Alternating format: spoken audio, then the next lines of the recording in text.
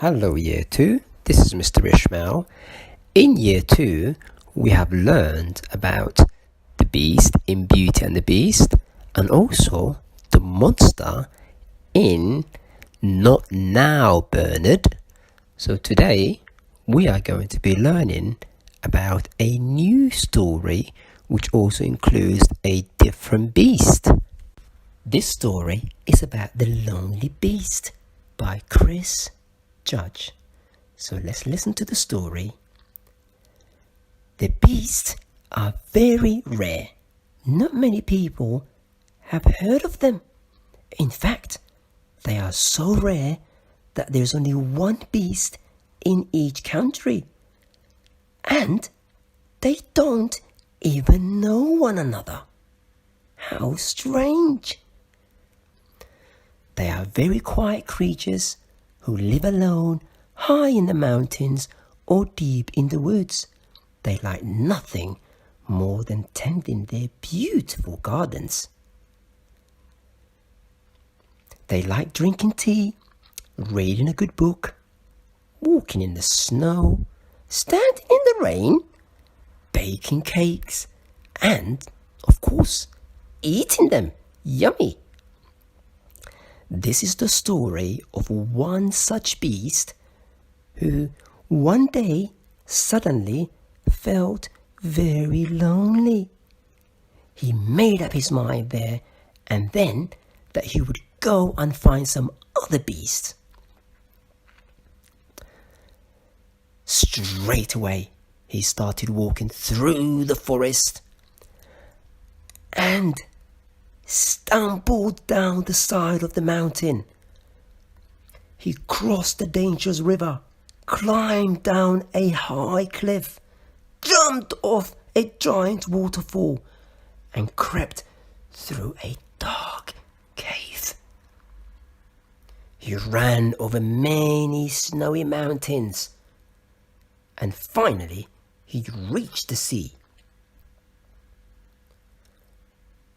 He jumped in and started to swim, splash, splash, until he could no longer see land.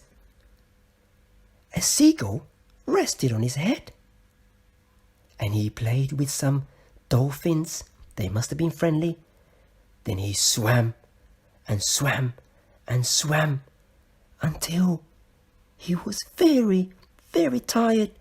So he started to sink. And when he reached the bottom, he started to walk. On the way, he was nearly caught by a huge octopus. Walked through a garden of pink jellyfish. Trapped his foot in a giant clam.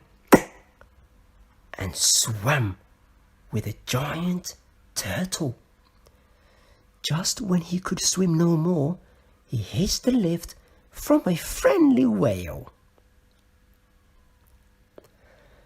At last, he reached the shore.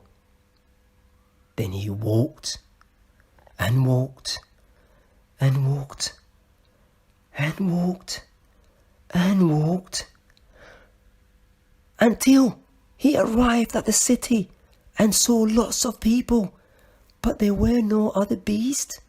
"Hello," he said. But everyone ran away. Curious, the people slowly came back to meet him.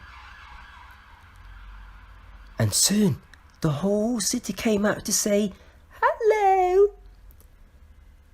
The people liked the beast so much, they let him live in the big park. It wasn't long before the beast had made the park as beautiful as his own garden. Every day, people came to visit him and say hi. He liked the people very much, but he was still lonely.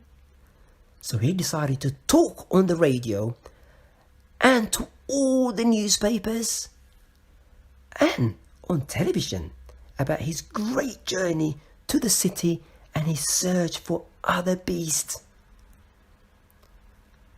Suddenly, the whole world was talking about him. The beast, the beast, the beast, the beast, the beast, the beast, the beast. But still, he had not heard from any other beast, and he started to miss his own garden. Late one night, while the people were sleeping, he crept out of the park. Hurrying through the streets, he left the city. He walked and walked and walked until he reached the sea. Then he started to swim until he was very, very tired. Splash, splash, splash, splash. And sank to the bottom and walked some more. He trapped his foot and nearly got caught again. Before reaching the shore, he climbed the cliff, crossed the river, and finally found his forest where there was a massive banner saying "Welcome home." He was amazed to see so many other bees in his garden. They had been feeling lonely too, and had come from all over the world to find him. They must have seen him on television or heard him on the radio, or even read him on the newspapers. They danced through the night, and every night after that, and the beast never was lonely again. The end.